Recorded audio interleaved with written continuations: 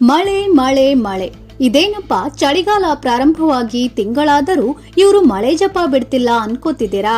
ಹಾಗಿದ್ರೆ ಇಲ್ಲಿ ಕೇಳಿ.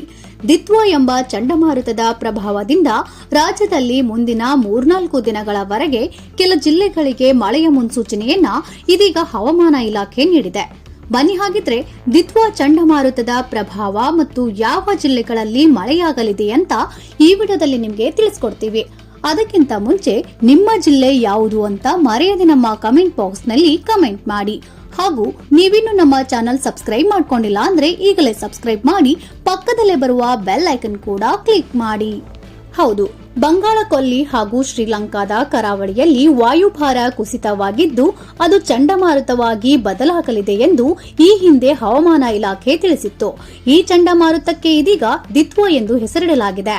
ನವೆಂಬರ್ 29 ಸಂಜೆ ಅಥವಾ ನವೆಂಬರ್ 30 ಬೆಳಗ್ಗೆ ತಮಿಳುನಾಡಿಗೆ ಅಪ್ಪಳಿಸುವ ನಿರೀಕ್ಷೆ ಇದೆ ಅಂತ ಹವಾಮಾನ ಇಲಾಖೆ ಈ ಹಿಂದೆ ಹೇಳಲಾಗಿದ್ದು, ಇದೀಗ ಈ ಚಂಡಮಾರುತವು ತಮಿಳುನಾಡಿಗೆ ಅಪ್ಪಳಿಸಿದ್ದು ಅದರ ಪರಿಣಾಮವಾಗಿ ತಮಿಳುನಾಡಿನಲ್ಲಿ ಭಾರಿ ಮಳೆಯಾಗುತ್ತಿದ್ದು ರೆಡ್ ಅಲರ್ಟ್ ಘೋಷಿಸಲಾಗಿದೆ ಮತ್ತು ಶಾಲಾ ಕಾಲೇಜುಗಳಿಗೆ ರಜೆ ನೀಡಲಾಗಿದೆ.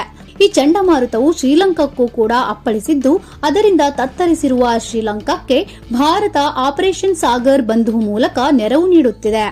ಈ ದಿತ್ವಾ ಚಂಡಮಾರುತದಿಂದಾಗಿ ತಮಿಳುನಾಡಿನಲ್ಲಿ ವೇಗದ ಗಾಳಿ ಜೊತೆ ನಿರಂತರವಾಗಿ ಮಳೆಯಾಗುತ್ತಿದ್ದು ಹಲವೆಡೆ ಪ್ರವಾಹ ಪರಿಸ್ಥಿತಿ ಉಂಟಾಗಿದೆ. ಅಷ್ಟೇ ಅಲ್ಲದೆ ಈ ದಿತ್ವಾ ಚಂಡಮಾರುತದ ಪರಿಣಾಮ ನಮ್ಮ ರಾಜ್ಯದ ಹಲವು ಜಿಲ್ಲೆಗಳಲ್ಲಿ ಬೀರಲಿದೆ.